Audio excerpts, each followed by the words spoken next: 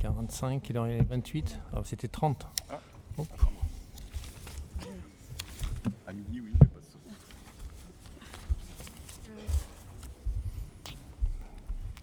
Bien, je vous propose qu'on reprenne maintenant, même si on est à 16h28 et qu'on a 2 minutes d'avance, mais je pense qu'on en aura peut-être bien besoin pour terminer à l'heure. Donc je vous propose que nous ayons une deuxième table ronde. Alors dans cette table ronde, vous retrouvez à ma gauche Philippe Dandon, que vous connaissez bien, donc qui est le président de la Commission nationale de contrôle d'activité de la CNCC, mais qui a été aussi élu de nombreuses années, mais était toujours élu d'ailleurs, c'est vrai, et président, plus pour longtemps, et président de la compagnie régionale de Besançon-Dijon. À ma droite, j'ai Laure Mulin, qui est présidente de la compagnie régionale de Toulouse. Et à la droite de Laure, nous avons Éric Baudrier, qui est le directeur général du H2A. Et enfin, complètement à gauche, Hélène Lucas, qui est directrice de la division des contrôles EIP du H2A. Alors, le sujet de cette deuxième table ronde est assez capital pour nous tous, puisque la première table ronde, c'était le présent, avec quelques visions peut-être du futur, mais on n'a pas vraiment discuté des évolutions du contrôle de qualité pour le futur ou du contrôle d'activité. Et donc cette deuxième table ronde a pour objectif de vous donner des informations et une réflexion que nous avons sur l'évolution du contrôle de qualité, d'activité pour les années qui viennent, voire l'année qui va s'écouler. Alors, moi, je voulais dire que j'ai la chance d'être un peu ancien parmi pas mal de monde d'entre vous, même si j'ai vu d'autres anciens qui étaient commissaires aux comptes pour déjà il y a de nombreuses années. On a vu déjà que le contrôle qualité a beaucoup évolué depuis 20 ans. Certains, les plus anciens, se rappellent du contrôle ENA, qui était un contrôle 100% CNCC, contre l'examen national d'activité, c'était il y a 20 ans. Même s'il y avait une supervision, une revue de la COB à ce moment-là, qui est devenue l'AMF.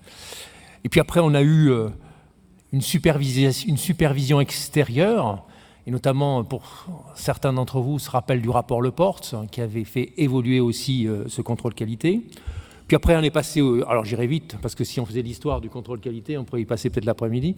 Le contrôle conjoint, et puis après, on est arrivé au contrôle tel que nous le connaissons aujourd'hui, le contrôle EIP qui est fait par le H2A et le contrôle délégué non EIP par les contrôleurs de la profession. Alors, on voit que le contrôle a beaucoup évolué. Pourquoi il a évolué? Parce qu'évidemment, on a voulu progresser dans ce contrôle et dans sa visibilité extérieure pour le rendre plus pertinent, mais aussi plus apprécié, parce que le fait que ces contrôles sont totalement indépendants et faits de façon extrêmement sérieuse. Alors aujourd'hui aussi, il faut faire évoluer le contrôle. Pourquoi il faut faire évoluer le contrôle? Parce que d'abord, l'économie de notre pays, les entreprises, le marché évoluent. Nous avons de plus en plus de dossiers complexes, dans des activités complexes, dématérialisées, des activités où la digitalisation est poussée à l'extrême. Bon, de plus en plus internationales aussi, avec des filiales ou des groupes qui ont des activités loin de chez nous. Donc tout ça fait que le contrôle qualité doit s'adapter à cette nouvelle donnée.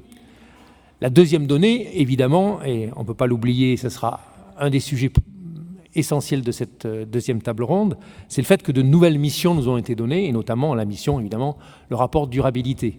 Et comment va être contrôlé le rapport de durabilité? Je suis sûr que pas mal d'entre vous, qui sont devenus ce qu'on appelle des commissaires aux comptes verts, des CAC verts, se posent la question, comment je serai contrôlé en tant que CAC vert? Et en effet, c'est un vrai challenge. Donc nous allons aborder ces sujets et ces évolutions. Alors, pour commencer, je vais demander à Éric Baudrier de nous donner des précisions sur les évolutions envisagées par le H2A dans la mise en œuvre du contrôle d'activité liées à toutes ces évolutions et à ces nouvelles missions. Merci beaucoup et je ne sais pas si on m'entend. Merci beaucoup. Et comme vous le soulignez, effectivement, le contrôle d'activité tel qu'on le connaît aujourd'hui, c'est une évolution du contrôle qualité premier qui a été créé, conçu finalement par les professionnels pour les professionnels. Et quand on regarde les évolutions qu'on a connues jusqu'à aujourd'hui, les fondamentaux du contrôle qualité sont préservés. Il est important d'ailleurs, dès qu'on envisage de faire évoluer le système, qu'on conserve ces fondamentaux et l'ADN de ce contrôle d'activité, contrôle qualité, en fonction de la terminologie que l'on souhaite lui donner, même si in fine, on parle en réalité de la même chose. L'objectif premier du contrôle d'activité, c'est la qualité. Donc le contrôle qualité vise à améliorer la qualité.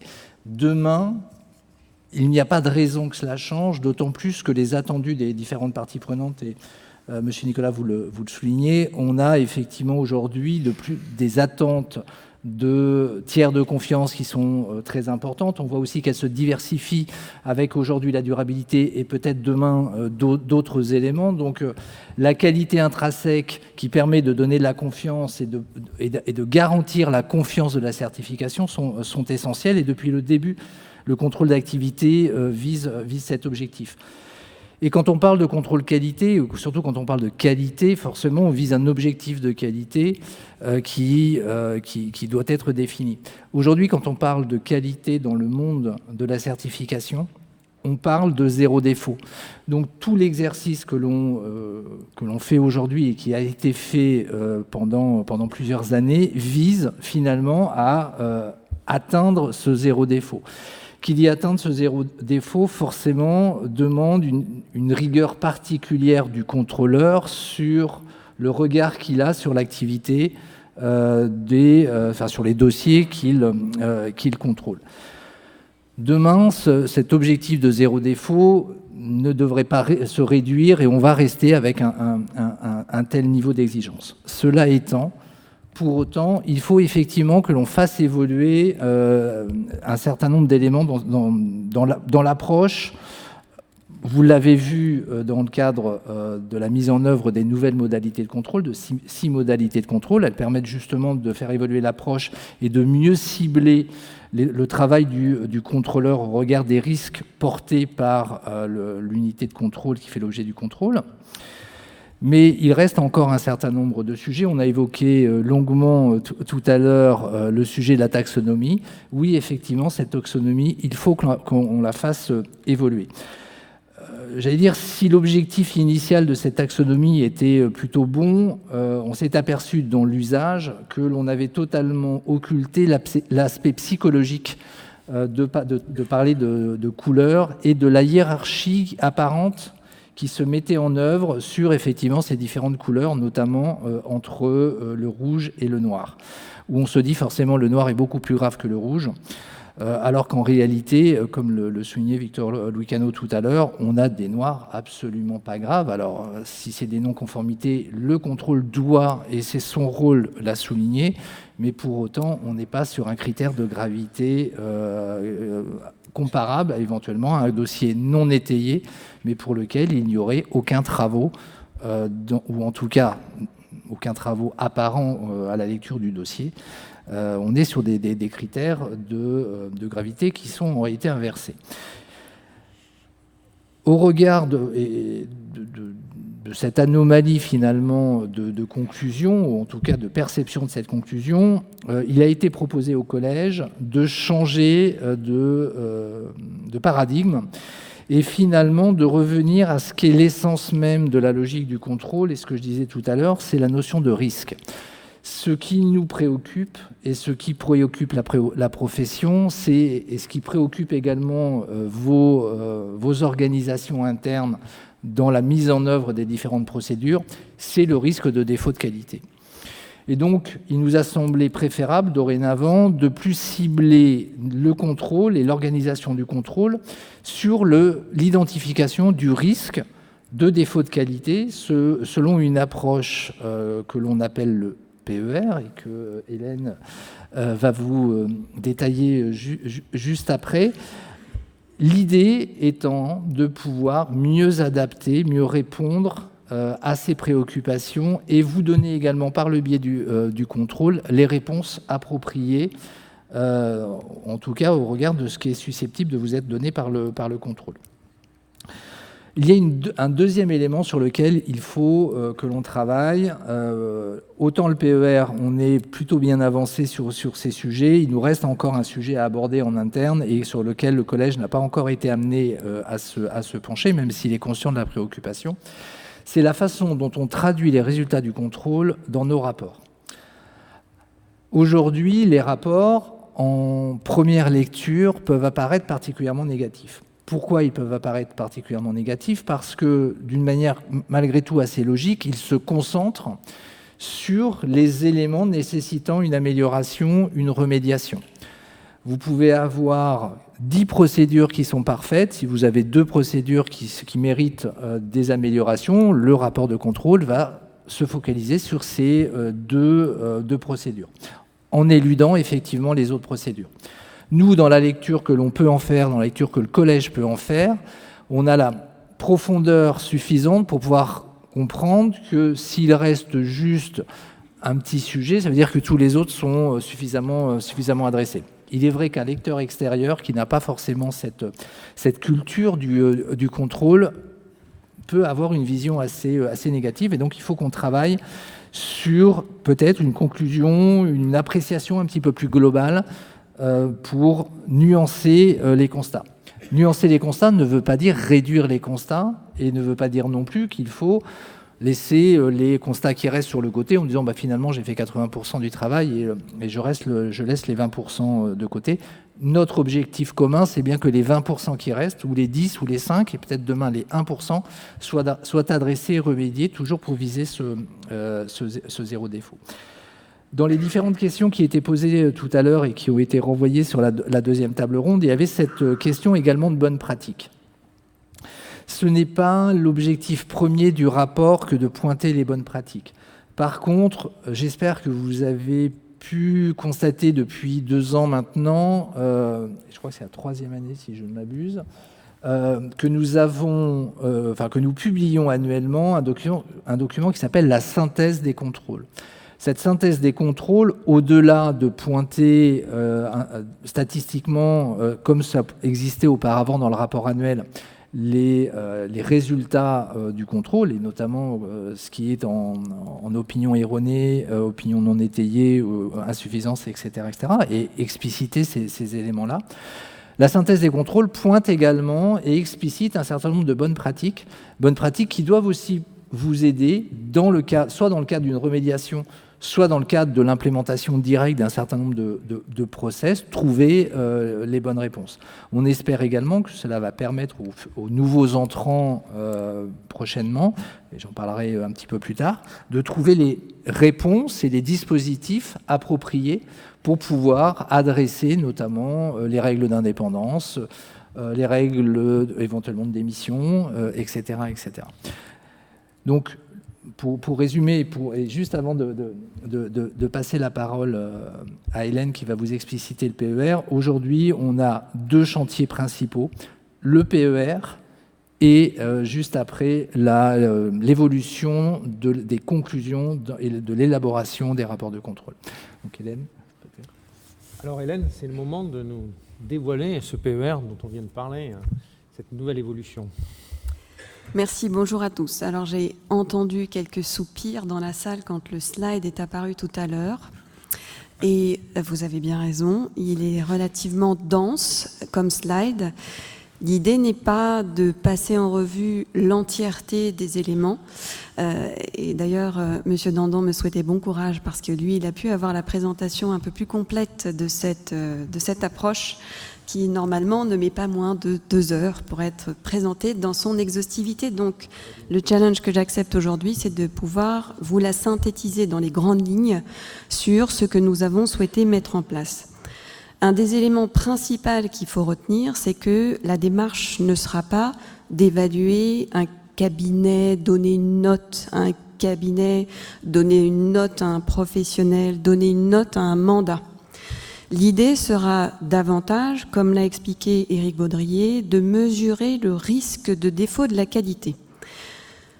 Les 3-4 ans de travail que nous avons passé là-dessus, finalement, ont été empreintes de ce que nous avons tous pratiqué dans d'anciennes vies, c'est la démarche d'audit. Quand est-ce qu'on évalue une entité et son risque dans une démarche d'audit? Eh bien, c'est quand on doit pouvoir exprimer, formuler une opinion sur cette entité. C'est exactement ce qu'on souhaite faire avec chacune des unités de contrôle qui composent la population pour justement pouvoir apprécier la qualité de l'audit au niveau de la population dans son ensemble. Donc, qu'est-ce que je vais faire? Eh bien, je vais apprécier dans un premier temps, pour chaque unité de contrôle, prendre connaissance de l'entité, NEP 315. Nous n'avons pas de NEP pour les contrôleurs, mais on adopte la même démarche. Je vais apprécier, évaluer la spécificité de l'entité, son profil, et de ce profil, je vais pouvoir en déduire un risque de défaut inhérent de sa qualité. Je ne vais pas avoir la même approche pour une unité de contrôle qui aura un mandat versus une unité de contrôle qui en aura plus de 20 000. Je ne vais pas avoir la même approche pour une unité de contrôle qui fera en exclusivité du commissariat aux comptes, d'une autre unité de contrôle qui aura une mixité dans sa pratique professionnelle qui sera importante. Donc, première composante de la note PER, ce sera donc l'évaluation de ce profil qu'on obtiendra et qu'on évaluera à partir de l'ensemble des informations que les différents contrôlés nous transmettront et qu'on évaluera selon une échelle de risque de défaut de la qualité. Avant même que le régulé ait travaillé, il va avoir un risque inhérent parce qu'il aura un certain nombre de personnes à former, un risque d'indépendance inhérent du fait de la variété de ses activités, du fait du nombre de ses signataires, etc. Donc vous l'aurez compris, on aura deux composantes dans ce profil. La première composante, c'est la composante qui sera liée à la complexité de la structure. Je continue ma démarche de tout à l'heure. Ce n'est pas la même chose d'avoir un associé, d'en avoir 200, d'avoir un collaborateur, d'en avoir 12 000, d'avoir des structures d'exercice professionnel qui sont juste un CAC unique, personne physique, que d'en avoir plusieurs qui combinent divers sites, diverses structures, personnes morales, etc. Donc, l'ensemble constituera la complexité de ma structure. Deuxième pan de cette composante P, c'est la complexité de son portefeuille de mandat. Je ne déroule pas plus, c'est relativement intuitif en fonction de la composition de mes mandats, que je sois dans un univers plus ou moins régulé sur des entités cotées, EIP, non EIP, très concentré sur de l'assurantiel, sur des éléments d'industrie qui seront plus ou moins complexes, eh bien, je ne vais pas, là encore, apprécier ce risque de défaut de la qualité de la même manière et de façon uniforme. Donc, je vais intégrer finalement chacune des typicités ou des atypicités de mon entité pour déterminer son profil de risque, avant même que le cabinet d'audit ait travaillé. Deuxième composante, la composante E, exercice professionnel. Une fois que j'aurai déterminé et évalué mon risque inhérent de défaut de la qualité, je vais donc apprécier, et c'est l'ensemble des éléments de contrôle que vous connaissez déjà, c'est-à-dire les aspects d'évaluation du dispositif de contrôle interne et des mandats. Donc on garde ces composantes, mais qui vont être, je dirais, pondérées dans leur étendue de revue et leur fréquence, selon le profil de mon unité de contrôle. On y reviendra, j'espère, avec la matrice qui n'est pas très lisible, mais j'essaierai de vous l'expliciter un peu plus en détail. Donc, chacun des contrôles qui seront conduits sur place, à distance, selon des modalités qui seront définies selon le risque de défaut inhérent et selon les risques les plus prégnants qui auront été identifiés au niveau de l'évaluation du P, on va décliner le programme de travail pour pouvoir apprécier la composante exercice, E, et c'est la mise en perspective matricielle de cette composante P et de cette composante E qui me permettra de déterminer le risque résiduel de défaut de la qualité au niveau de chacune des UDC. Il y a plusieurs intérêts à cette démarche. Déjà, c'est une démarche que, intuitivement, la plupart des commissaires aux comptes déclinent sur leur propre examen de dossier d'audit qu'ils ont. Le deuxième avantage qu'on a, c'est qu'il permet justement de pouvoir en sortir une appréciation du risque de défaut de la qualité à la maille de l'unité de contrôle, mais aussi à la maille de la population prise dans son ensemble, puisque on aura, entre guillemets, par niveau de P comparable, la possibilité d'apprécier ce risque de défaut de la qualité avec la composante E mise en perspective, et donc on reste avec ces niveaux de R1, R2, R3, R4 dont vous avez entendu parler. La seule différence, c'est qu'on les inverse. Je fais une pause à ce moment-là. Pourquoi est-ce qu'on les inverse? Deuxième principe du pair, on va allouer une évaluation du risque de défaut de la qualité qui sera une notation, désolé, un scoring de 1 à 4. Plus le risque sera élevé, plus on montera haut dans l'échelle du 4. Ça a fait l'objet de pas mal d'échanges avec la CNCA en temps et en heure, ce qui permet justement d'avoir cette matrice que vous avez tout en bas du slide, qui met en perspective colonne mes niveaux de P, en partant du bas, la ligne bleue, P1, P2, P3, P4, et en horizontale, mon exercice et mon risque de défaut de la qualité, E1, E2, E3, E4. C'est la matrice du milieu qui permet de positionner le risque de défaut de la qualité, et vous comprendrez que plus je suis en haut à droite, eh bien plus mon risque de défaut de la qualité est élevé, plus je suis en bas à gauche, eh bien plus mon risque de défaut de la qualité perçu et contrôlé est faible. Je vais donc avoir finalement la possibilité, grâce à ce pair, donc de déterminer un risque de défaut de la qualité des cabinets considérant ces différentes composantes. Je vais cartographier via cette matrice l'ensemble des unités de contrôle de la population française selon ce risque de défaut de la qualité. Je vais permettre d'orienter les contrôles et la programmation. Il y avait une question pour Elena tout à l'heure sur est-ce qu'on est à 3 ans, est-ce qu'on est à 6 ans, est-ce qu'on est à plus? Eh bien, tout dépendra effectivement de ces évaluations de pairs qui nous permettront d'établir la profondeur, la nature, l'étendue du programme de contrôle. Et l'idée a été pensée avec beaucoup d'échanges aussi avec la formation statuant sur les cas individuels, puis sa successeur, la formation d'examen des contrôles. L'idée que cela puisse servir d'outil d'appréciation des suites à donner au contrôle. Et Monsieur Yves Nicolas a déjà pu en avoir des présentations lors des différentes précédentes FEC. Donc, à la question effectivement, nous avons aujourd'hui un parallèle, 2 univers d'appréciation qui sont en cours, celui que vous connaissez dans les rapports de contrôle et celui-ci que nous pratiquons maintenant depuis quelques années maintenant, qui fonctionne bien et qui permet justement de mieux définir et présenter via ces composantes PER le risque de défaut de la qualité au niveau de la population ou d'une unité de contrôle prise seule. Voilà. Merci Hélène. Laure, cette évolution donc, des conclusions est-elle de nature de répondre aux attentes des professionnels et de la profession, puisqu'on a vu que les couleurs ne plaisaient pas pour beaucoup? Mais est-ce que cette évolution est positive et quelles interrogations elles émettent dans ton esprit? Alors oui, pour ce qui concerne l'évolution des conclusions, cette évolution répond en grande partie aux attentes des commissaires aux comptes, notamment en raison du fait que supprimer les couleurs permet de mieux nuancer les résultats des contrôles pour ce qui concerne les contrôles mandats. Pour autant, il faudra un temps d'adaptation nécessaire.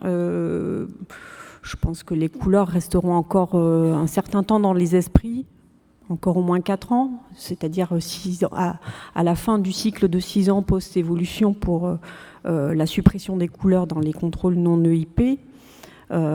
Et donc du temps pour que cette notion de couleur disparaisse, tant pour les contrôleurs que pour les contrôlés. Un contrôlé qui a eu un mandat rouge au précédent contrôle, ça reste ancré dans sa mémoire et donc il faudra un temps, une certaine progressivité. Et puis, en fait, il est assez facile de faire le raccourci vers les couleurs pour la conclusion sur un contrôle mandat, d'autant que dans la terminologie, les conclusions n'ont pas évolué dans la formulation. On continue à parler d'opinions étayées, non étayées, voilà, donc, ou erronées. Donc voilà, ça va évoluer, mais il faudra un certain temps. Après, est-ce que le PER, l'évaluation PER, répond aux attentes des commissaires aux comptes? Je ne pense pas qu'il y ait eu des attentes formulées en ce sens. Pour autant, c'est quand même quelque chose d'intéressant et il faudra du temps aussi pour que cette nouvelle approche qui vient d'être présentée puisse être appropriée et qu'elle soit bien comprise par chacun et les incidences aussi qui y seraient associées. À mon sens, il sera intéressant notamment que cette évaluation PER puisse mieux éclairer les commissaires aux comptes sur les suites à donner, en tout cas les commissaires aux comptes contrôlés sur les suites à donner des contrôles. Aujourd'hui encore, les commissaires aux comptes visualisent mal ou ne perçoivent pas bien, ne maîtrisent pas forcément quelles sont les incidences des conclusions des contrôles. Et donc, il revient au contrôleur d'avoir la pédagogie d'expliquer. Donc, il le faudra aussi avec cette évaluation PER.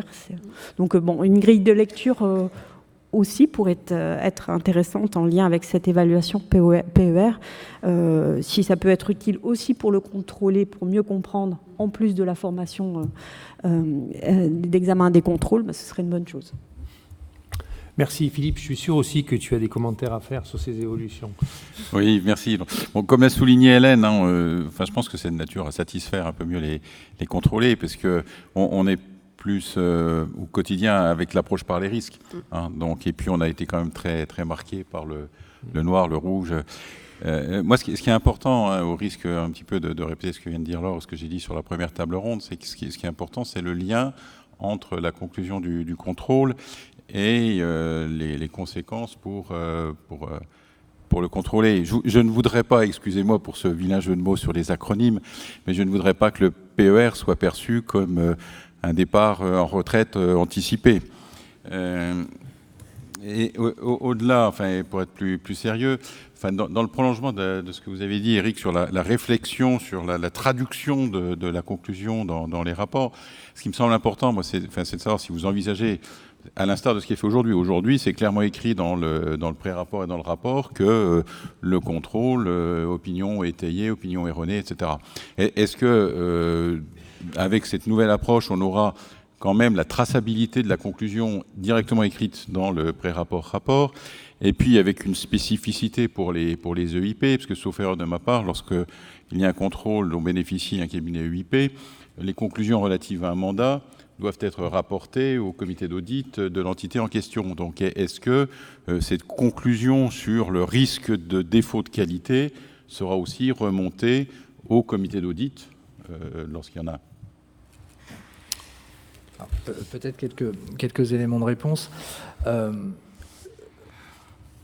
La loi fait obligation à la demande, si aujourd'hui, dans l'état actuel des textes, si le comité d'audit demande au commissaire aux comptes son rapport sur son dernier contrôle qualité, le commissaire aux comptes doit le lui communiquer.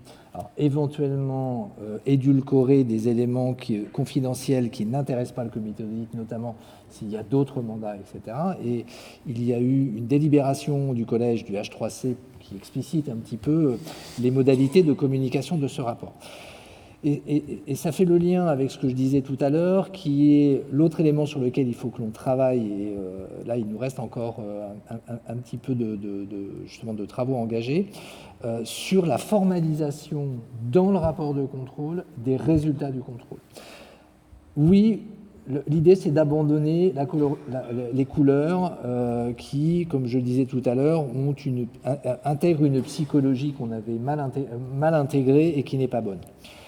Cela étant, comme vous le soulignez, Madame Mulin, on va continuer, parce que c'est aussi l'objectif du contrôle, de parler d'opinion étayée, en tout cas s'agissant des mandats, d'opinion étayée, voire d'opinion erronée ou d'insuffisance, etc. Parce que c'est aussi l'important, c'est d'identifier les trous dans les diligences qu'il est nécessaire de combler et dont l'objectif est, in fine, d'obtenir l'assurance raisonnable de l'absence d'anomalies dans les comptes qui font l'objet de la certification. Donc on va conserver cette terminologie qui n'est pas française d'ailleurs, hein, elle est utilisée par l'ensemble des régulateurs d'audit. Cela étant, aujourd'hui, quand on regarde un rapport de contrôle, on n'a pas la vision globale. C'est-à-dire qu'on a la vision des procédures, avec des constats sur les procédures. On a la vision des mandats, avec effectivement des couleurs, mais le rapport ne vous donne pas la vision globale, alors que notre objectif, justement, grâce au PER, c'est aussi d'avoir cette vision globale, parce que, in fine, c'est le risque de défaillance globale de la structure d'exercice qui est importante et qui doit être perçue et qui permet justement de nuancer un résultat par rapport à l'ensemble du dispositif de contrôle, mais également au regard des contrôles précédents, parce qu'il y a aussi une cohérence qui liait cette périodicité, cette cadence du contrôle, c'est que ça permet justement d'avoir une vision qui n'est pas juste à un instant T, mais qui se complète de contrôle en contrôle. Mais le besoin de faire évoluer le rapport de contrôle, il est bien pris. C'est pas forcément non plus le plus simple, et j'allais dire, je vais vous rassurer ou pas, à la fin on ne satisfera pas tout le monde. C'est une évidence. Bien. Une autre question, Éric Baudrier, c'est l'émergence de nouvelles technologies, puisqu'on est dans un monde qui évolue vite.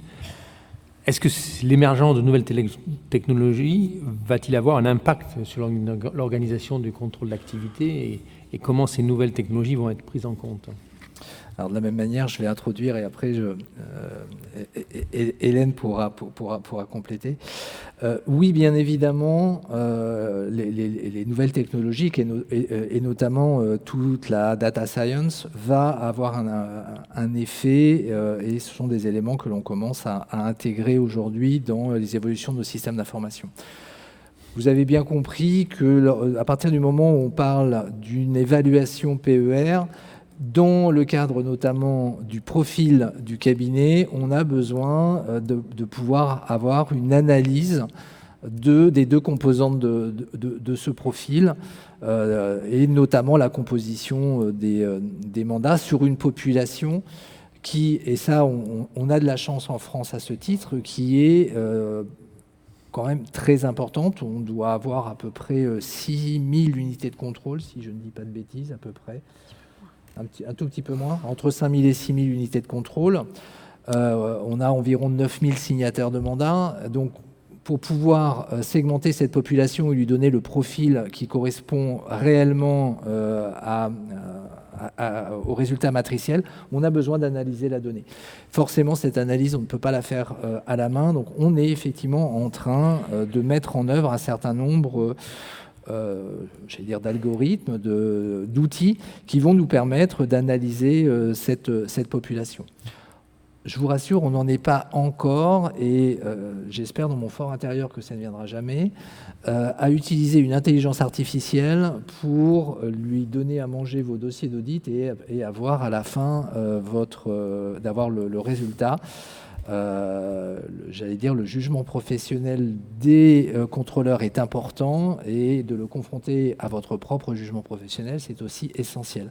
Donc aujourd'hui, toute la technologie et les évolutions technologiques, elles sont avant tout pour pouvoir mieux préparer le contrôle en amont, et aussi pouvoir libérer du temps de contrôleurs pour pouvoir réellement être sur le terrain auprès des professionnels. Ah ben je suis rassuré, il n'y aura pas donc encore demain de robots contrôleurs d'activité. J'espère pas. Mais Hélène, je pense que vous pouvez peut-être nous en dire plus sur ces évolutions. Alors pas demain, mais après-demain ? Non, je plaisante. Peut-être un léger flashback en arrière, je dirais. Il y a quelques années, quand j'ai rejoint l'autorité, la mission qui a été donnée à la division des contrôles, c'était d'engager finalement un projet de rénovation, de refonte des contrôles, dans lequel vous avez pu voir sortir les nouvelles modalités, les différents aspects relatifs à la fois modalités sur entretien, spot, etc., mais aussi sur le fait de faire des éléments distanciels, de pouvoir ségréguer les procédures des mandats, etc. Il y a également eu cette fameuse approche par les risques qui a, elle aussi, eu un peu de temps en termes de maïeutique. Éric, vous avez évoqué le rapport, mais vous imaginez bien qu'on ne pouvait pas non plus ne pas prendre le virage des nouvelles technologies, surtout quand les cabinets ont largement pris ce virage, voire même plutôt la tangente. Dans ce contexte, on était confronté aussi à des demandes de simplification, de fluidité, de communication, de documentation, de restitution de contrôle. Et nous-mêmes, dans notre pratique, on s'est retrouvés à être confrontés à une masse de données non structurées, dans le rapport, dans les documents que vous nous communiquiez, qui pourtant étaient riches d'informations. Donc, une grosse partie du projet actuel, de cette rénovation des contrôles, avant de parler de process mining, machine learning, deep learning ou autre, c'est d'abord de structurer finalement un socle qui consistera en la collecte de données. Comment, lesquelles, leur sourcing, où est-ce qu'elle vaut, comment est-ce qu'on peut les exploiter, comment est-ce qu'on peut justement mieux gérer l'articulation de cette gestion des données à travers les différentes divisions de la H2A. L'enjeu de la donnée sur la durabilité, je pense qu'il n'est pas tout à fait utile de la mettre en exergue, mais ça sera aussi notre demain, pouvoir utiliser des outils de business intelligence pour pouvoir faire sortir des constats. Il y a des constats de conformité qui sont extrêmement simples sur de la formation, du nombre d'heures. Je pense de manière assez évidente, on peut utiliser à bon escient et avec du bon sens ces outils justement pour rendre le contrôle beaucoup plus efficace et, comme l'avait souligné Laure Mulin, c'est d'enrichir les échanges avec les régulés au moment du contrôle et continuer dans le souhait et la volonté de pédagogie. Intégrer davantage ces données nous permettront donc d'avoir des analyses qui sont beaucoup plus fines, donc d'avoir une étendue de contrôle, une fréquence de contrôle qui soit le plus adaptée, prévue par les textes. Le Code de commerce dit qu'un contrôle doit être profilé au risque de l'activité professionnelle qui est contrôlée. Donc l'intention est vraiment de pouvoir cibler, entre guillemets, le commissaire aux comptes, la structure d'exercice professionnel, potentiellement un mandat, une situation particulière de risque, et là encore, toujours mieux formater, je dirais, le contrôle dans ce contexte. Mettre en avant des outils d'échange avec les unités de contrôle, on n'en a pas parlé, mais ça, c'était également un enjeu qui est fort, puisque concrètement, s'il n'y a pas de tuyau d'arrosage au bout du robinet, on en mettra partout, mais on ne va pas nécessairement être très efficace dans l'issue de l'utilisation de l'eau. Bref, ces réflexions s'inscrivent, et c'est important de le savoir, pas que sur le plan local. C'est-à-dire qu'au niveau international, il y a une très très forte demande à la fois de structuration, et les autres régulateurs sont aussi confrontés à cette tangente qui est prise à la fois par les cabinets, à la fois dans le renforcement du dispositif de contrôle interne, mais aussi les outils qui sont utilisés. Donc, cette structuration que nous visons avec cette fort accroissement du recours aux outils pour la documentation des contrôles, pour l'évaluation des données, pour la structuration des données, c'est une tendance qu'on observe et dans laquelle on s'insère, nous aussi, au niveau international, et où on interagit beaucoup avec les régulateurs pour justement avoir des meilleures pratiques et des outils et des approches homogènes. Merci Philippe. Est-ce que tu es satisfait de ces évolutions ?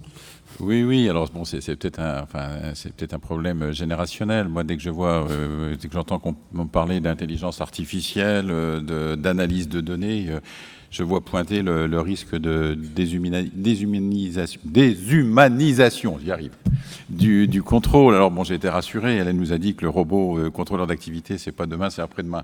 Donc d'ici là, non, mais bon, c'est évident qu'il faut intégrer ces nouvelles technologies dans l'organisation du contrôle, dans la facilitation. On en a parlé dans la table ronde numéro 1. Enfin, pourquoi être encore obligé de remplir à la main un questionnaire d'information préalable en allant puiser des données à gauche, à droite, sur telle autre base ou sur telle autre base. Donc là, évidemment, il y a un apport significatif, utile de l'intelligence artificielle ou de l'utilisation des bases de données. Mais attention, il faut vraiment qu'on reste avec un regard humain. Le contrôle à distance, on l'a dit, est pas forcément le plus apprécié. On préfère un présentiel, mais malgré tout, dans le contrôle à distance, il y a de l'humain. Donc il faut utiliser ces nouvelles technologies, c'est évident, c'est le sens de l'histoire, c'est le sens de...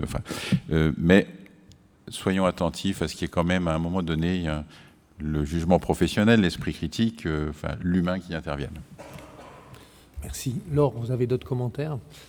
Je suis tout à fait en ligne avec ce que vient de dire Philippe. C'est sûr que quand on parle d'analyse de données, de profilage d'une unité de contrôle, quand il s'agit d'un commissaire aux comptes contrôlé, ça ne peut que générer quelques inquiétudes, notamment sur l'utilisation qui serait faite des données et des conséquences qui pourraient en découler. Donc, une explicitation et une objectivation des éléments sera souhaitable. En revanche, oui, toute évolution du système d'information, des outils, une automatisation des processus sera, je pense, très bien accueillie, tant par les contrôleurs que par les contrôlés.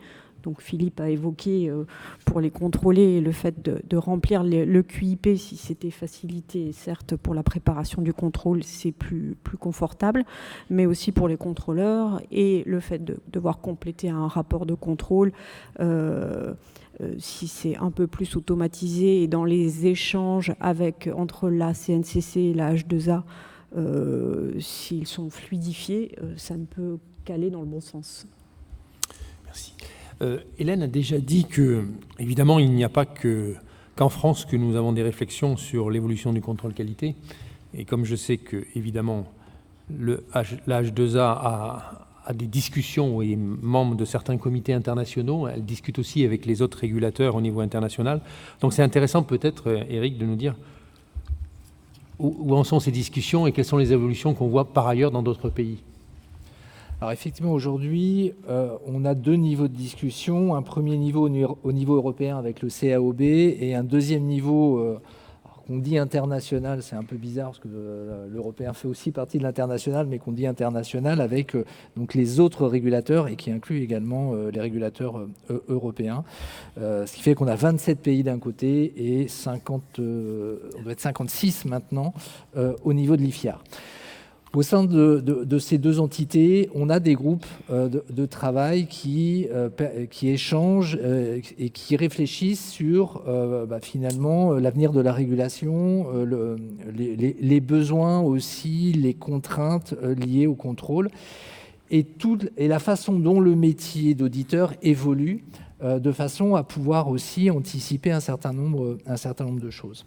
Aujourd'hui, il y a, par rapport à l'ensemble des sujets, et si on se focalise un petit peu sur les thèmes que l'on vient d'aborder, et notamment la technologie, c'est un point d'attention qui se focalise sur deux aspects.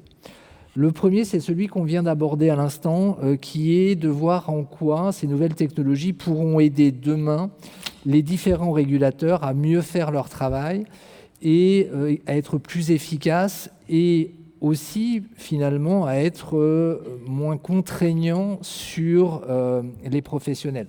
Vous parliez du QIP, effectivement à un moment donné de se dire d'être obligé de remplir de l'information tous les ans, est-ce qu'on n'aurait pas sur un document Excel ou un document Word, est-ce qu'on n'aurait pas des moyens un petit peu plus efficaces maintenant d'interopérabilité entre différents systèmes, dès lors que l'on préserve naturellement la sécurité informatique?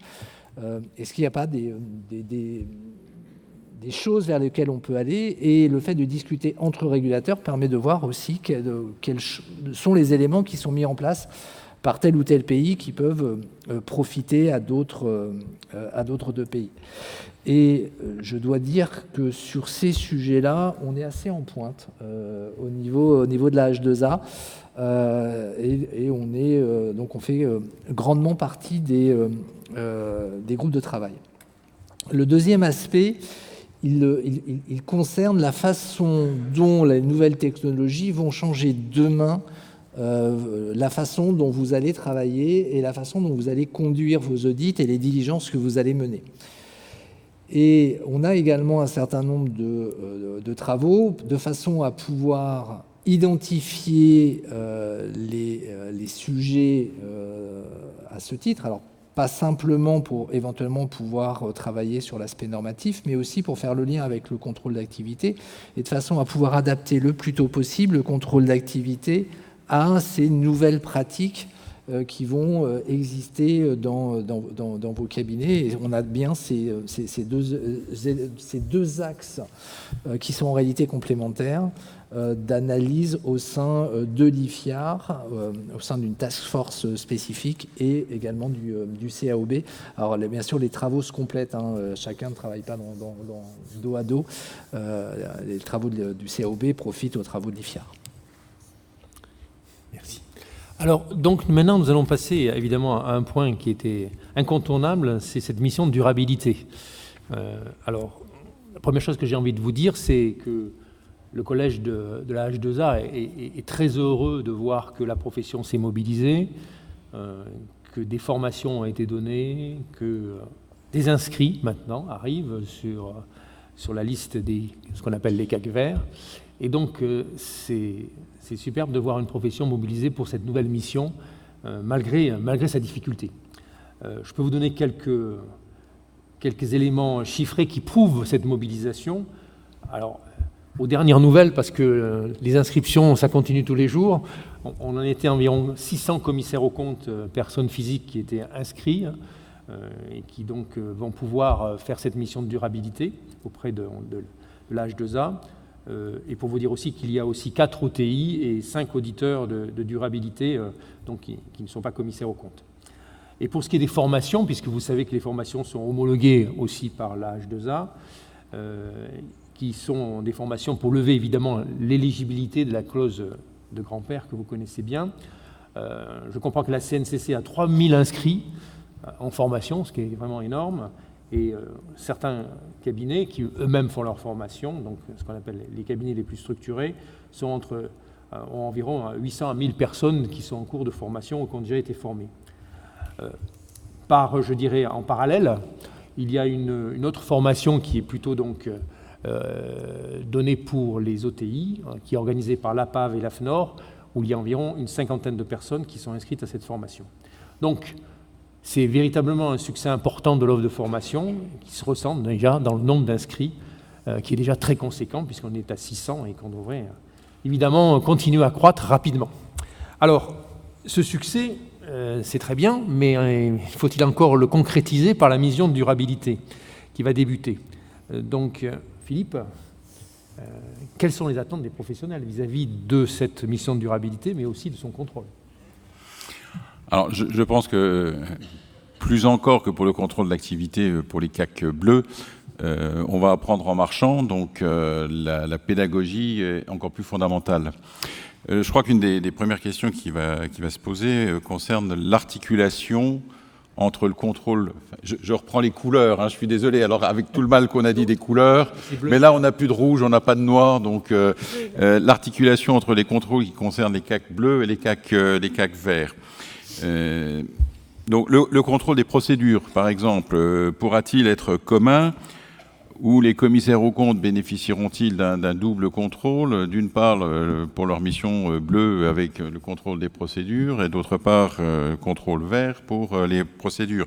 Alors j'ai noté d'ailleurs que pour le programme 2024, dans les orientations, dans la matrice de restitution, systématiquement, pour les questions qui relèvent de l'examen des procédures, l'interrogation que se posera le contrôleur ou que posera le contrôleur au contrôlé en cas de nomination sur une mission de certification des informations en matière de durabilité, préciser si cette même procédure est appliquée. Donc ça me semble être une première porte ouverte à je chemine en parallèle entre le contrôle bleu-vert sur des procédures, puisque d'ores et déjà, si les contrôlés du programme 2024 sont possiblement des verts et des bleus, eh bien, on va voir si les procédures qu'ils envisagent sont les mêmes. Et puis la deuxième question, alors le contrôle des procédures d'une part, le contrôle des mandats d'autre part. Est-ce que lorsque un mandat aura été sélectionné pour tel ou tel contrôlé, est-ce que c'est le même mandat qui fera l'objet d'un contrôle, à supposer bien évidemment qu'il y a à la fois la mission de certification des comptes et la mission d'audit durabilité. Est-ce que c'est le même mandat qui fera l'objet du contrôle des deux missions? Voilà, je pense, une première catégorie de questions que peuvent se poser les confrères. Je suis sûr que Laure a aussi d'autres questionnements face à cette nouvelle mission, et d'autres réactions et d'autres questionnements. Oui, alors bon, déjà, avant toute chose, un contrôle pour un commissaire aux comptes, mais j'imagine que c'est pour tout le monde, c'est générateur un petit peu d'anxiété, de stress, quel qu'il soit, même si on l'aborde positivement et qu'on sait que ça se déroulera avec pédagogie et bienveillance. Donc pour les professionnels qui vont intervenir sur ces nouvelles missions de certification des informations en matière de durabilité, la première attente, à mon sens, c'est d'être rassuré et surtout informé sur l'exercice de la supervision de la H2A, donc exercée par la H2A, et ce au sens large.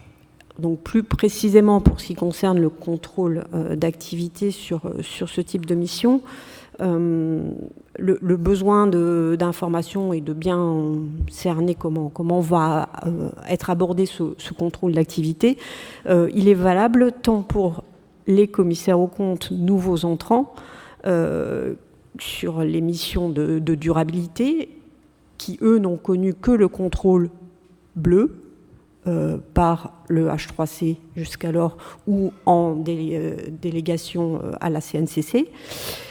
C'est valable aussi pour les commissaires aux comptes ou membres des OTI qui, sur ce type de mission, ont connu l'évaluation COFRAC. Donc là, on arrive vraiment complètement dans la nouveauté. Donc c'est vrai que Philippe a évoqué une première grande interrogation, comment vont s'articuler ces contrôles bleus et verts pour les commissaires aux comptes, mais moi je dirais qu'il y a 3 grandes interrogations complémentaires chez les professionnels. Premièrement, y aura-t-il bien égalité de traitement dans le contrôle vert pour les commissaires aux comptes et les auditeurs de durabilité membres des OTI? Deuxièmement, quelles sont les attentes de la H2A ou qu'est-ce qu'un contrôleur H2A vert s'attend à voir dans un dossier, en l'absence de normes, notamment, en tout cas de normes d'audit. Et troisièmement, selon quelle modalité ce contrôle va s'exercer, comment tout cela va se dérouler. On a parlé de l'articulation avec le contrôle bleu, mais dans toutes les différentes étapes de ce contrôle, de la préparation jusqu'à la conclusion, en passant aussi par la procédure du contradictoire, qui peut, pour ceux qui ont connu le COFRAC, quelque chose de structuré, avec des délais précis. Voilà, autant d'interrogations très professionnelles. Oui, donc je crois, Éric Baudrier, que vous devez rassurer les commissaires aux comptes, parce qu'ils se posent beaucoup de questions sur ce sujet.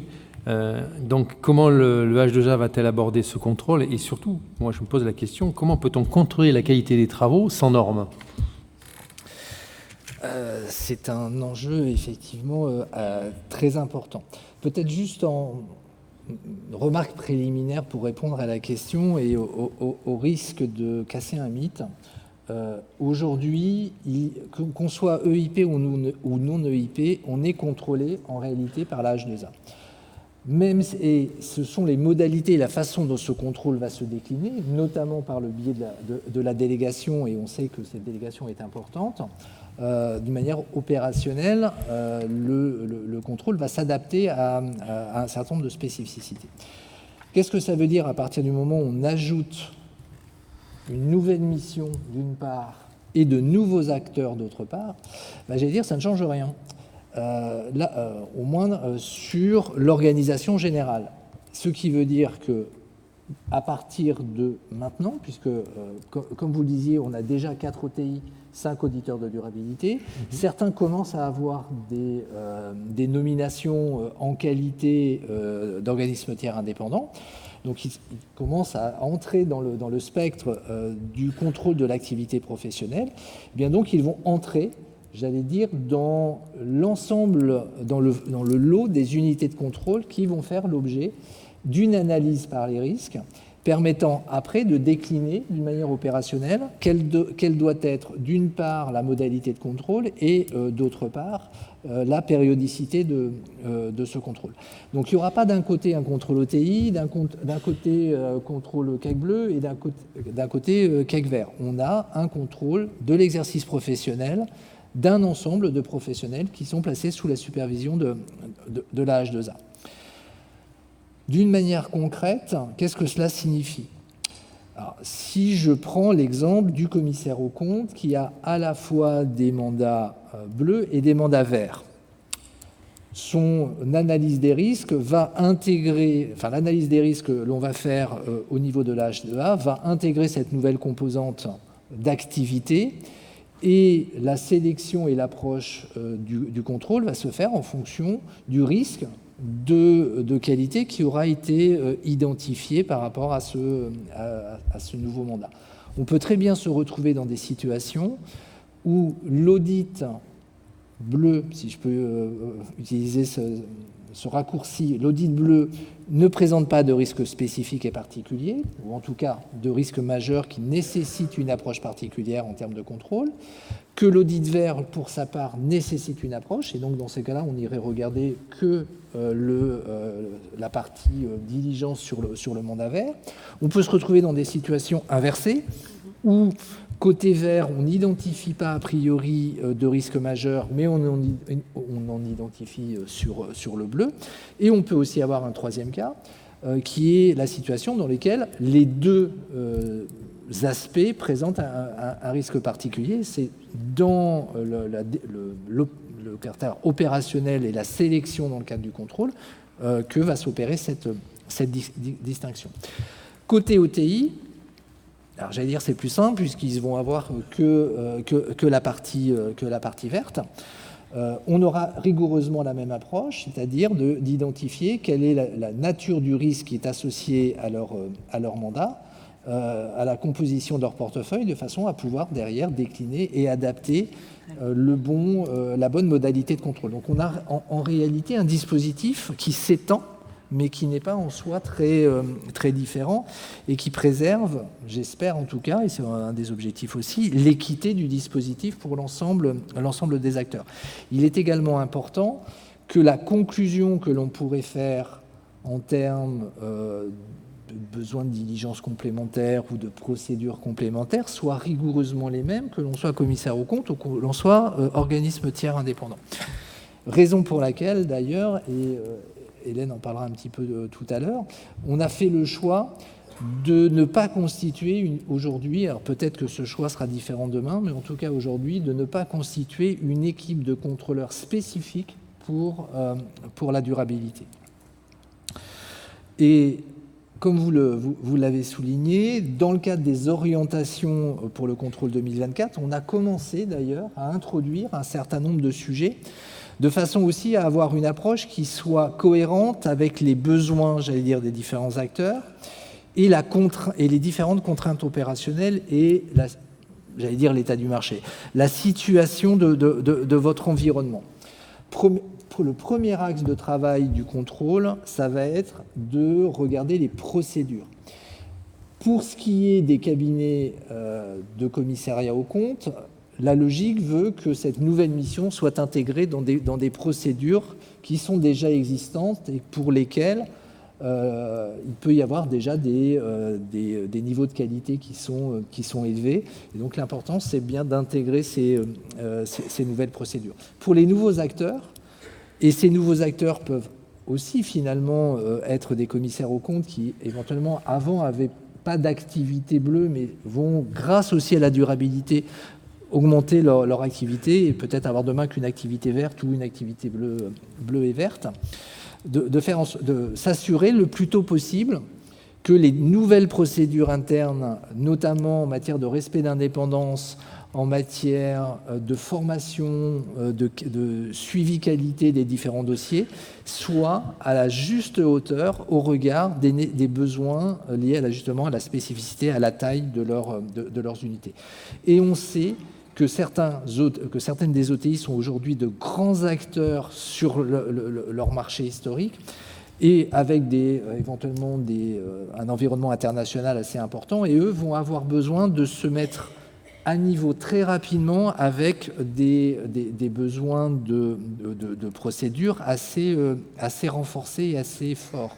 Et donc il est important que la H2A puisse y aller le plus tôt possible, de façon aussi à les accompagner, les diriger et faire en sorte que leur qualité s'améliore. Pour ce qui est des mandats, alors c'est pas pour 2024, je vous rassure. On va commencer effectivement, très certainement à partir de fin 2025, mais tout dépendra aussi de l'orientation que donnera le collège sur les contrôles de l'exercice 2025. Donc je m'aventure à petits pas sur un sujet sur lequel le collège ne s'est pas positionné.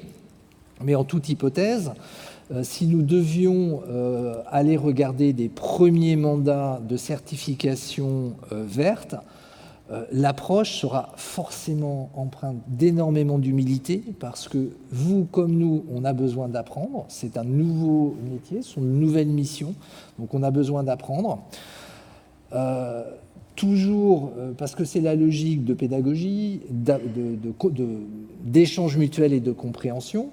Et effectivement, nous n'aurons pas aujourd'hui de normes, mais on a aujourd'hui un avis technique. Demain, et on espère avant la fin de l'année, sera publié des lignes directrices par la Haute Autorité qui vont vous aider, qui vont vous permettre et vous accompagner dans l'accomplissement de cette mission.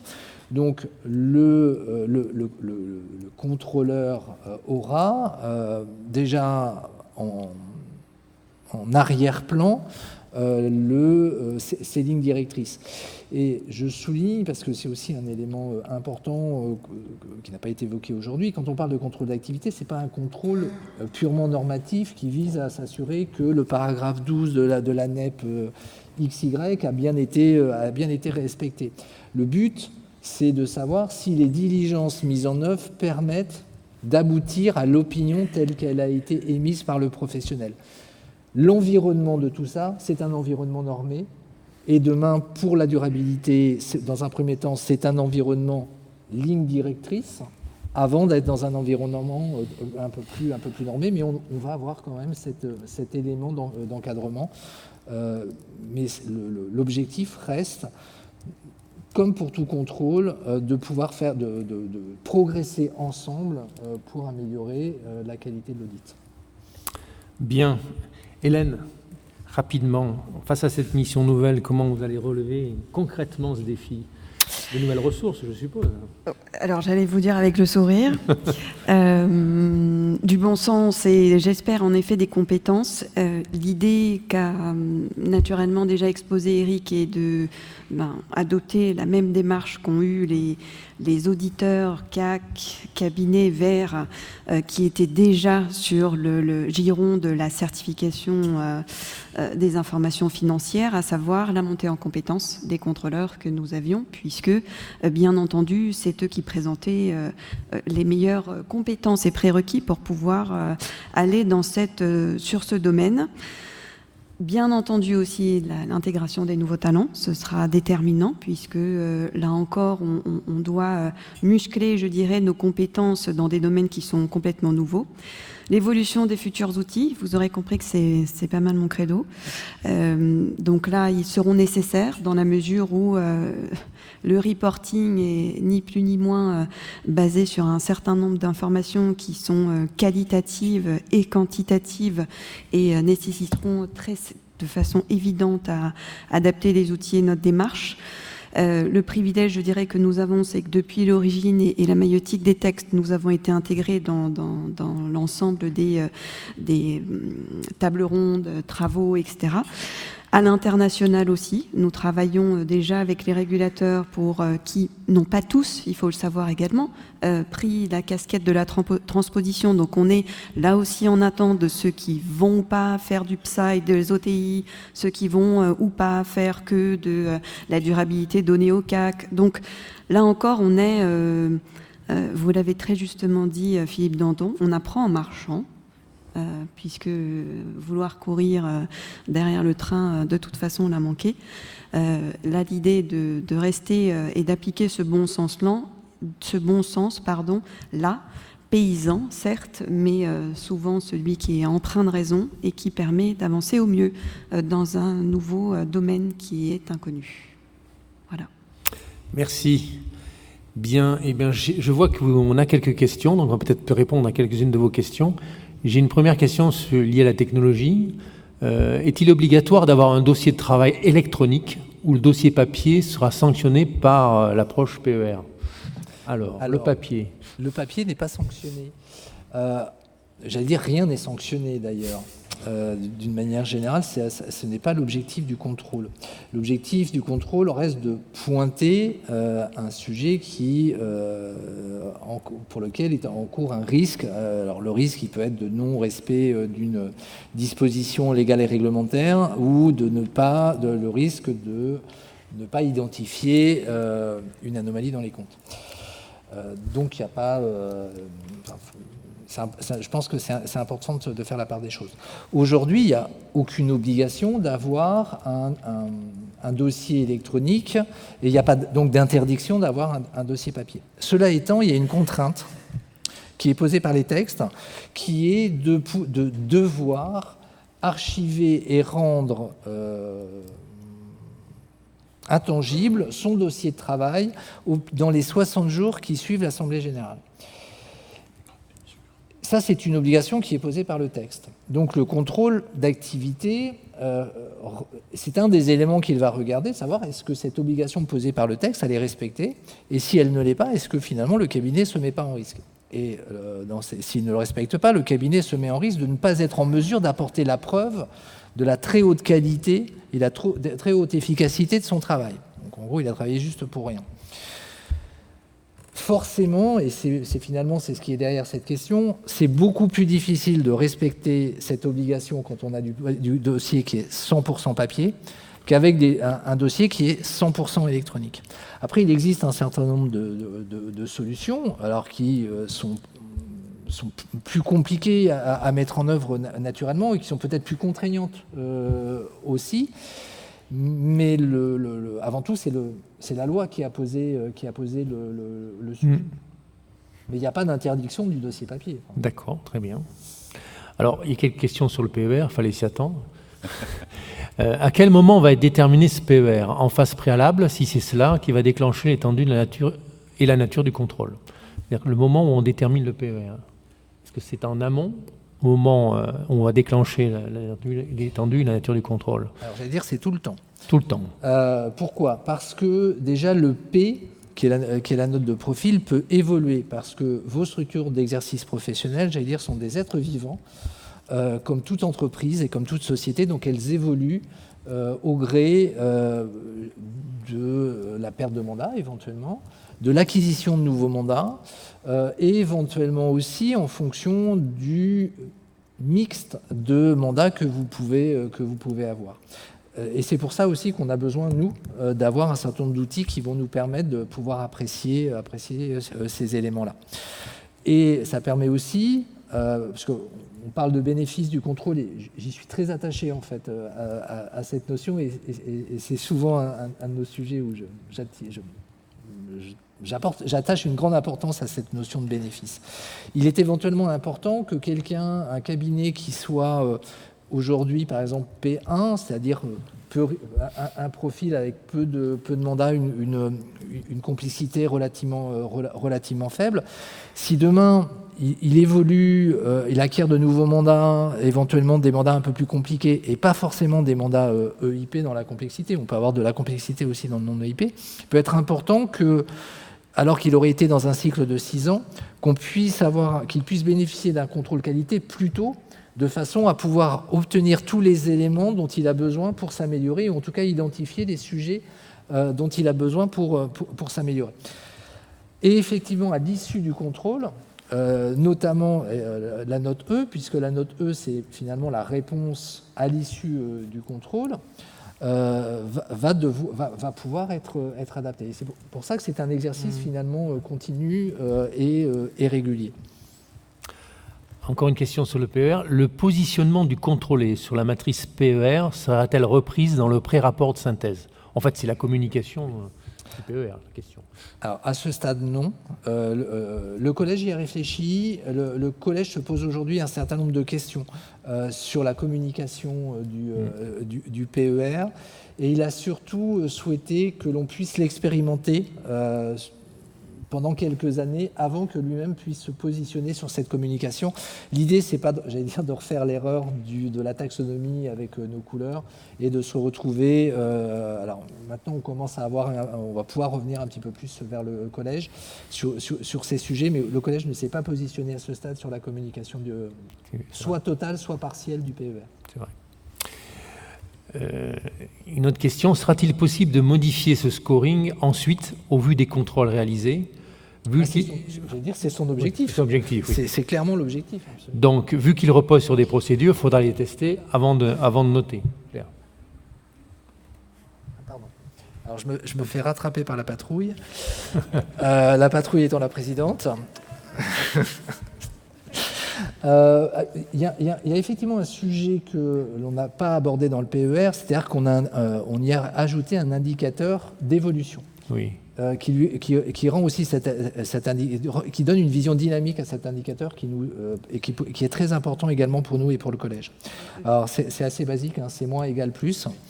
Alors c'est pas une formule, hein, c'est pas moins est égal à plus. Si on a un moins à égal et un plus. Moins, ça veut dire que c'est un signal d'alerte, ça veut dire qu'on identifie une dégradation de la qualité dans la structure d'exercice professionnel qui nécessite forcément une réponse assez forte, ou en tout cas un suivi différent de la structure d'exercice professionnel. Égal, ça parle de soi-même, ça veut dire qu'on est sur le même niveau que précédemment. Alors, quelqu'un qui a un très très très haut niveau de qualité aura forcément un égal, puisqu'il ne peut pas aller plus haut que le ciel. Et le plus, ça veut dire qu'on est sur une structure d'exercice professionnel qui régulièrement s'améliore et intègre les différents éléments.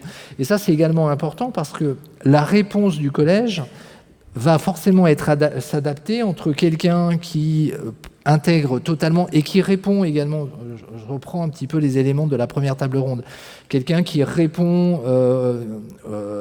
au rapport, qui indique finalement les éléments de remédiation. Quand on repasse ensuite sur un nouveau contrôle, ces éléments sont appréhendés correctement et on est bien sur une tendance donc positive. C'est un sujet de dynamisme qui est pris en compte par le collège et qui est aussi souhaité par le collège. Et ce qui fait que, effectivement, cette notation, elle vide en fonction des différents résultats des différents contrôles.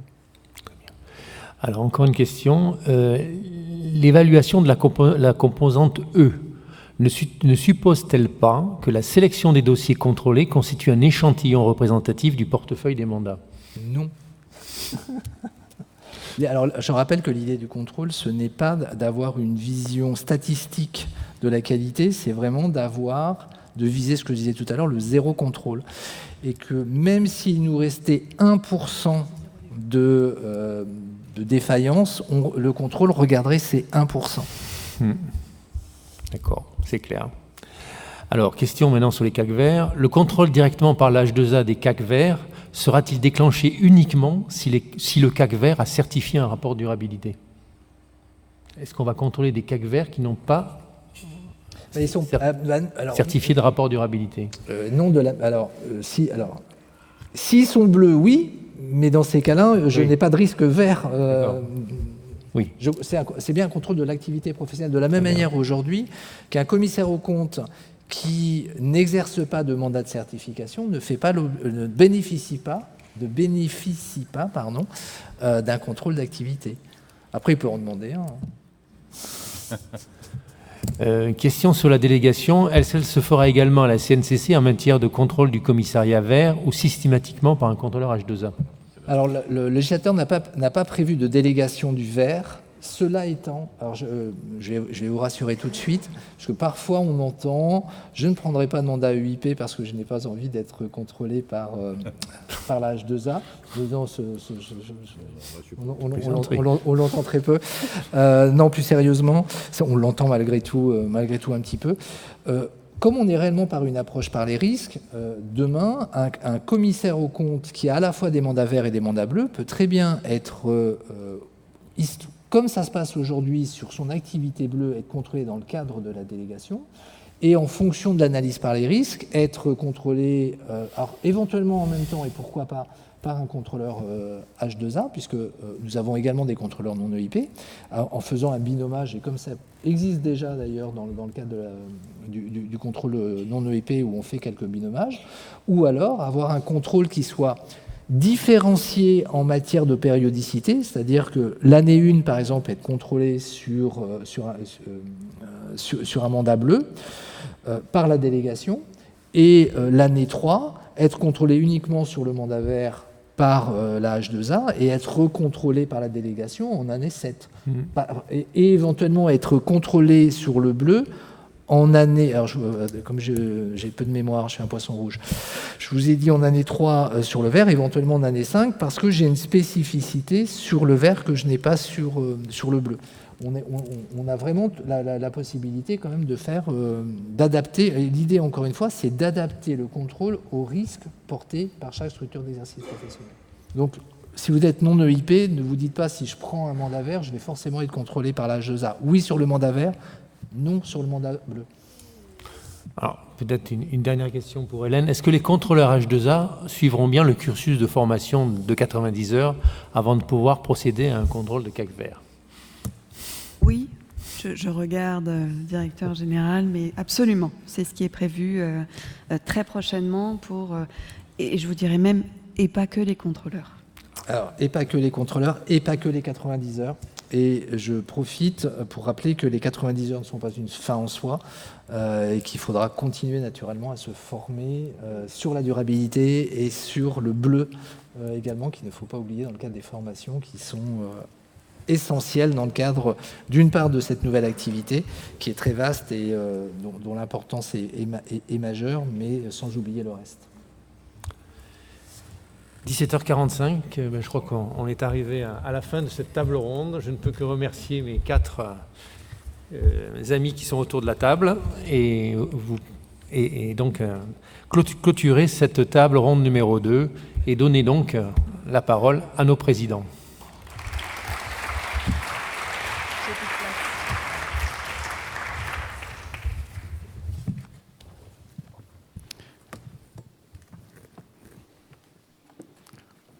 Merci à ce groupe, en tout cas, qui avait de solides sujets bien techniques et bien nouveaux à traiter. Yves a remercié tout le monde, mais on peut remercier Yves qui a animé parfaitement cette table ronde. C'est un plaisir aussi de l'avoir parmi nous, donc on peut l'applaudir. Merci. Voilà, donc il nous revient à tous les deux, Monsieur Olivier et moi, de clôturer cet après-midi. Quelques messages que je voudrais vous faire passer en résumant l'après-midi et en donnant quelques perspectives. Je pense que vous comprenez mieux maintenant, il était important qu'un membre du collège d'ailleurs ait une part significative dans cette présentation. Vous comprenez mieux la manière dont le collège perçoit et exerce cette mission qu'il considère comme capitale de superviser les contrôles de qualité qui sont effectués sur votre mission de certification des comptes. Vous avez compris peut-être aussi que l'objectif de nos contrôleurs, qui ne sont pas des enquêteurs, c'est bien de faire progresser la qualité de l'audit, c'est pas d'alimenter en dossier le service de la rapporteure générale qui a de toute façon bien fort à faire sans avoir... Donc non, les contrôles qualité n'ont pas pour objectif d'alimenter la commission des sanctions. Je pense que l'après-midi qui vient de s'écouler l'a bien démontré. Je redis, je l'ai dit dès les premières semaines de ma prise de fonction, mon attachement à la convention de délégation qui unit le collège et la compagnie nationale. Nous l'avons renouvelée encore en 2024 en procédant à un toilettage de ce qui devait l'être, mais sans du tout remettre en cause ni son importance ni sa pérennité. Je fais un appel collectif pour vous dire que si vous voulez que cette convention continue à vivre de sa belle vie, eh bien, engagez-vous dans le contrôle qualité, vous qui êtes des commissaires aux comptes en exercice. Vous avez vu que nous avons plusieurs centaines de commissaires aux comptes qui s'en chargent, mais c'est bien de renouveler. Vous y trouverez la plus grande des satisfactions professionnelles pour vous-même. Et puis aussi, vous contribuerez, ce à quoi je suis sûre vous êtes très attachés, à la qualité de l'audit en France. Donc c'est vraiment un appel à candidature que je lance. Bien sûr, le collège est très attentif à sa nouvelle mission de régulation des commissaires aux comptes verts et des auditeurs de durabilité. Vous avez entendu que nous sommes au-devant de plein de questions auxquelles nous n'avons pas de réponse. Des crédits ont évidemment été mis à disposition par le collège pour favoriser la formation de nos collaborateurs, ainsi que de recruter aussi des talents que nous n'avons pas forcément et des spécialistes de durabilité que nous sommes en train de recruter.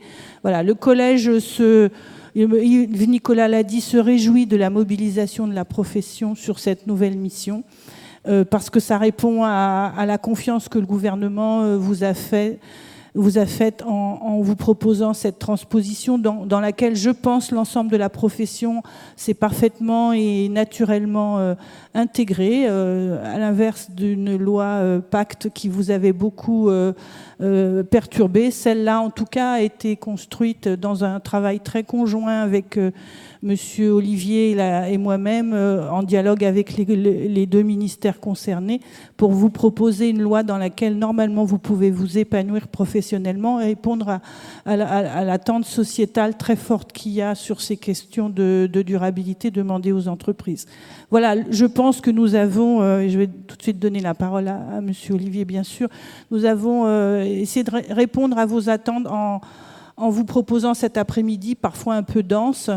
Et j'en profite pour vous dire que nous publions ces jours-ci la nouvelle édition de la synthèse des contrôles de l'année 2023, dans laquelle vous trouverez, Monsieur Olivier m'en a souvent parlé, aussi de nombreux exemples de questions d'audit complexes que vous avez su tout à fait, très correctement traiter et qui donc peuvent servir aussi de mise en exergue de questions d'audit difficiles pour vous-même, vos collaborateurs et les futurs auditeurs des comptes que seront les nouveaux confrères qui commencent à venir aussi régulièrement. Il ne faut pas oublier cette liste numéro 1. Il y a de plus en plus de jeunes inscrits. Je pense que c'est le plan jeune qui produit ces effets. Et donc, oui, il y a de très nombreux nouveaux inscrits de jeunes sur la liste traditionnelle des commissaires aux comptes. Merci encore pour votre attention très, très perceptible cet après-midi. Merci beaucoup.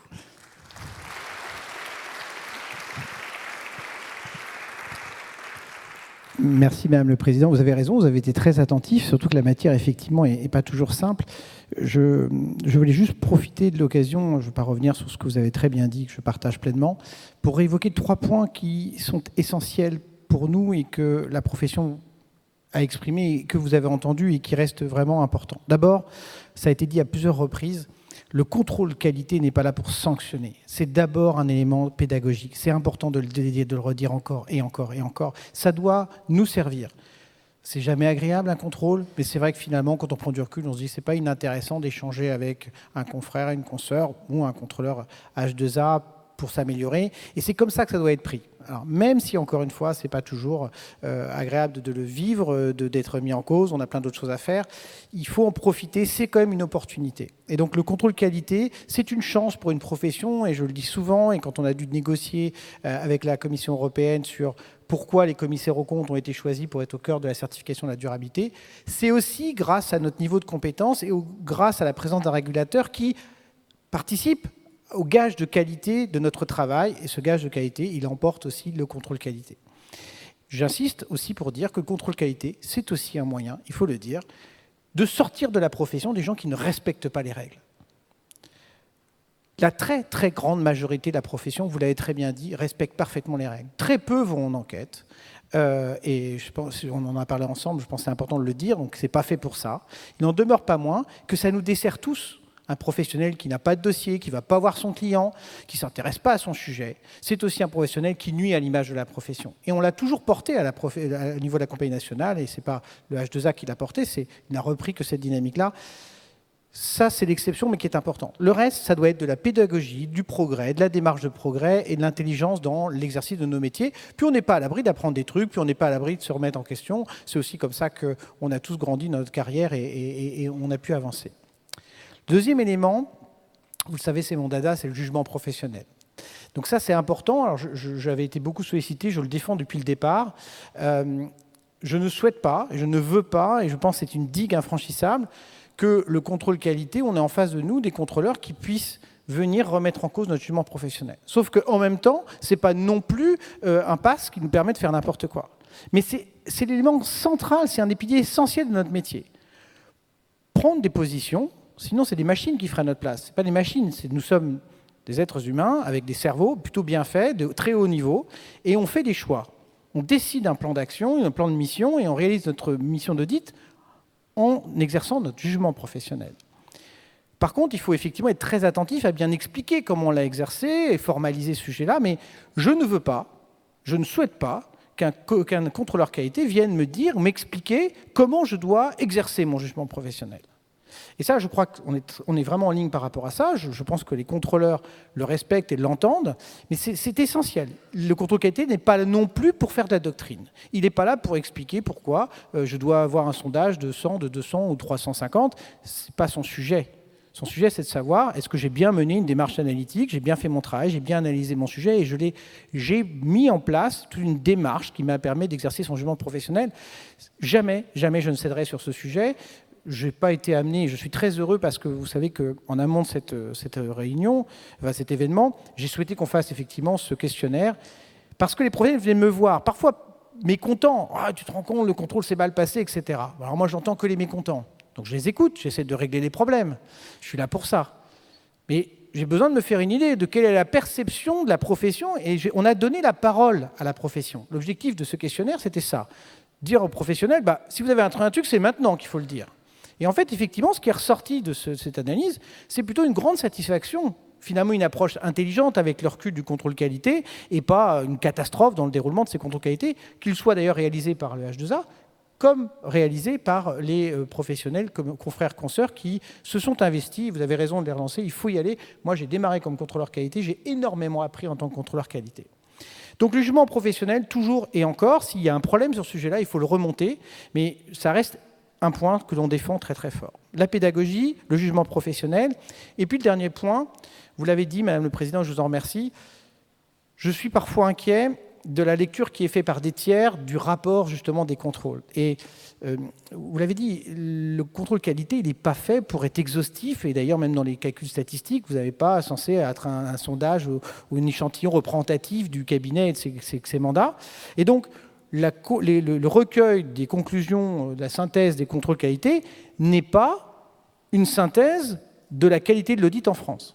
Et donc j'ai demandé à la présidente de H3C qu'on puisse réfléchir à côté de ce recueil à voir comment on peut communiquer sur la qualité de notre boulot.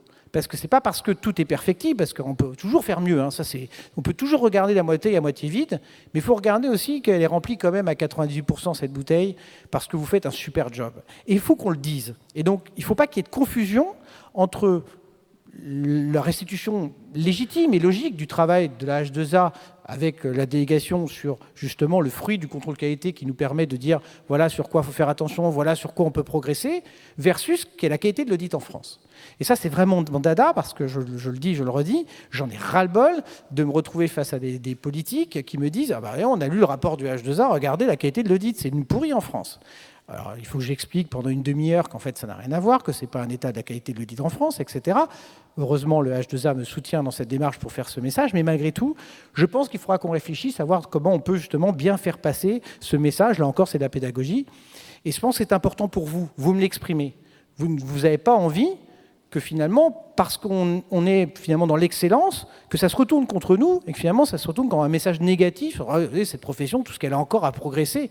Oui, mais c'est toujours pareil. On a toujours à faire mieux, mais il y a déjà tout ce qu'on a déjà fait. Et donc, il faudra qu'on trouve un moyen, et je le souhaite en tout cas, et je l'appelle de mes voeux, que dans les mois ou les années à venir, on arrive à communiquer sur l'excellence du commissariat aux comptes en France, sur le haut niveau de qualité qu'est le nôtre, et en quoi le contrôle qualité est un élément qui participe à cette excellence. Et c'est comme ça qu'on doit le positionner.